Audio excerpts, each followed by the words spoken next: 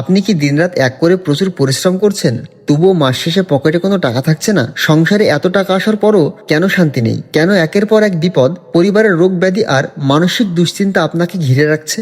আপনি কি কখনো ভেবে দেখেছেন যে টাকাটা আপনার পকেটে ঢুকছে সেটা আসলেই হালাল তো, নাকি অনলাইন জুয়া, সুদের শুকনো হিসাব বা কোনো গোপন হারাম ইনকাম আপনার পুরো জীবনের বরকত নিঃশব্দে ছাই করে দিচ্ছে? মানুষ ভাবে হারাম পথে দ্রুত বড়লোক হওয়া যায়, কিন্তু কোরআন ও সহিহ হাদিস কি বলেছে জানেন? হারাম উপার্জনের শেষ পরিণতি কতটা ভয়াবহ এবং কিভাবে তা আপনার দুনিয়া ও আখিরাত দুটোকেই একসাথে ধ্বংস করে দেয়। আজ সেই সত্যি কথাগুলোই আমরা জানবো।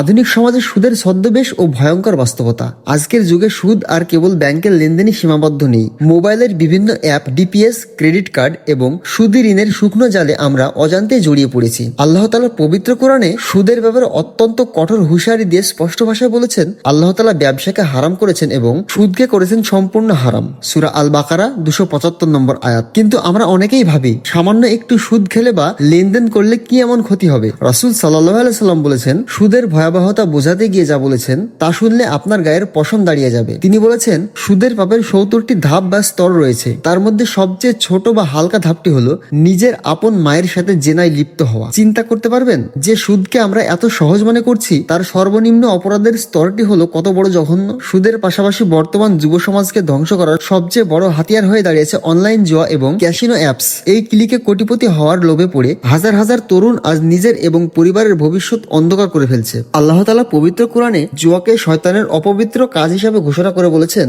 হে মুমিনগণ, নিশ্চয় মদ, জুয়া, প্রতিমা এবং ভাগ্য নির্ণায়ক তীর এগুলো শয়তানের অপবিত্র কাজ ছাড়া আর কিছুই নয়। সুতরাং তোমরা এগুলো থেকে বেঁচে থাকো যাতে তোমরা সফলকাম হতে পারো। সূরা আল মাইদা 90 নম্বর আয়াত। মানুষ জুয়া খেলে ভাবছে সে কত টাকা জিতছে, অথচ সে জানে না শয়তান তাকে দিয়ে তার ঈমান, পরিবার, সম্মান এবং রক্ত পানি করা হালাল উপার্জনের বরকত কেড়ে নিচ্ছে। অনলাইন জুয়ায় যেতে এক একটি টাকা আপনার পেটে বা আপনার সন্তানের পেটে বিষের মতো কাজ করে। এখন প্রশ্ন আসতে পারে, হারাম টাকা জীবনে প্রবেশ করলে ঠিক কি ক্ষতি হয়? আল্লামা ইবনুল কাইয়িম রাহিমাহুল্লাহ বলেছেন, হারাম উপার্জন মানুষের জীবনে ঠিক সেই পানির মতো যা দেখতে পরিষ্কার মনে হলেও ভেতরে মারাত্মক বিষে ভরা। যখন একটি পরিবারে বা শরীরে হারাম উপার্জনের এক লোকমা খাবার প্রবেশ করে তখন 3টি ভয়াবহ বিপর্যয় ঘটে। নাম্বার 1, ইবাদত ও দোয়া কখনো কবুল হয় না। রাসূল সাল্লাল্লাহু আলাইহি সাল্লাম এক ব্যক্তির কথা উল্লেখ করলেন যে দীর্ঘদিন সফর করে এসে ধুলিমলিন অবস্থায় 2 হাত তুলে আল্লাহর কাছে দোয়া করে বলে, হে আমার রব, হে আমার রব, অথচ তার খাদ্য হারাম, তার পানি হারাম, তার পোশাক হারাম এবং সে হারাম খেয়ে বড় হয়েছে।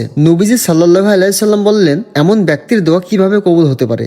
নাম্বার 2, সংসার থেকে শান্তি এবং সুস্থতা হারিয়ে যায়। হারাম টাকার বড় বৈশিষ্ট্য হলো তা কোনোদিন শান্তিতে থাকতে দেবে না। আজ যে টাকা আপনি অন্যায়ভাবে আয় করছেন, কাল সেই টাকায় মারাত্মক কোনো রোগ, কোর্ট কাচারি ঝামেলা বা কোনো বড় বিপদে পড়ে নিমেষে বের হয়ে যাবে। নাম্বার 3, সন্তানের অবাধ্যতা ও পরিবার ধ্বংস। হারাম খেয়ে যে সন্তান বড় হয় সেই সন্তান বড় হয়ে বাবা মার অবাধ্য হবে, এটাই স্বাভাবিক। কারণ হারামের রক্ত শরীরে থাকলে মন কখনো সৎ কাজের দিকে টানে না। হাসরের ময়দানে সূর্য যখন মাথার একদম কাছে থাকবে এবং মানুষ নিজের ঘামে হাবুডুবু খাবে, তখন 4টি প্রশ্নের উত্তর না দেওয়া পর্যন্ত কোনো মানুষ এক পাও সামনে এগোতে পারবে না। রাসূল সাল্লাল্লাহু আলাইহি সাল্লাম বলেছেন, কিয়ামতের দিন বান্দার পা দুটো সরবে না যতক্ষণ না সে 4টি প্রশ্নের জবাব দেয়। তার মধ্যে একটি অত্যন্ত গুরুত্বপূর্ণ প্রশ্ন হলো সে তার ধন সম্পদ কোন পথে উপার্জন করেছিল এবং কোন পথে তা খরচ করেছিল। চিন্তা করুন, আজ যে অনলাইন জুয়া খেলে বা সুদের টাকা দিয়ে আপনি নামি দামি বাড়িঘর করছেন, হাসরের ময়দানে মহান আল্লাহর সামনে দাঁড়িয়ে সেই প্রতিটি টাকার হিসাব কিভাবে দেবেন? হাদিসে রাসূল সাল্লাল্লাহু আলাইহি সাল্লাম বলেছেন, যে শরীর হারাম খাদ্যে গড়ে উঠেছে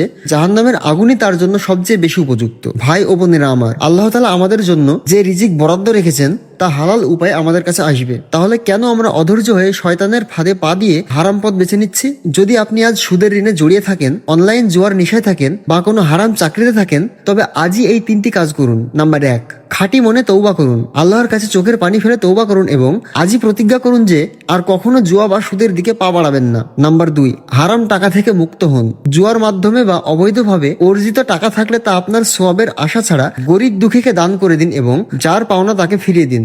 নাম্বার 3, হালাল উপার্জনে সন্তুষ্ট থাকুন। হালাল পথে আয় যত কমই হোক না কেন, তাতে আল্লাহ তাআলা এমন অলৌকিক বরকত দেন যা দিয়ে শান্তিতে জীবন কাটানো যায়। কুরআনে আল্লাহ বলেছেন, যে ব্যক্তি আল্লাহকে ভয় করে আল্লাহ তার জন্য বের হওয়ার পথ তৈরি করে দেন এবং তাকে এমন উৎস থেকে রিজিক দান করেন যা সে কল্পনাও করতে পারে না। তাই আজই সিদ্ধান্ত নেওয়ার সময় এসেছে। দুনিয়াতে আমরা কদিনের জন্য এসেছি? আজ রাতে ঘুমানোর পর কাল সকালে বেঁচে থাকবো কিনা তার কোনো গ্যারান্টি আমাদের কাছে নেই। মৃত্যুর পর কবরের সেই সংকীর্ণ অন্ধকারে যখন একা শুয়ে থাকতে হবে, তখন আপনার এই সুদের টাকা বা জুয়ায় জেতা লাখ লাখ টাকা আপনাকে বাঁচাতে আসবে না। আসুন আজ থেকে আমাদের উপার্জন শতভাগ হালাল করি। অল্প খান কিন্তু হালাল খান, অন্তরে শান্তি থাকবে, দোয়ায় তাসির আসবে এবং কবরে আলো মিলবে। আল্লাহ তাআলা আমাদের সবাইকে সুদের ভয়াবহতা থেকে, অনলাইন জুয়ার ফিতনা থেকে এবং সমস্ত হারাম উপার্জন থেকে হেফাজত করুন। আমাদের সবাইকে হালাল উপার্জনে তুষ্ট থাকার ও ইমানের সাথে বেঁচে থাকার তৌফিক দান করুন। আমিন।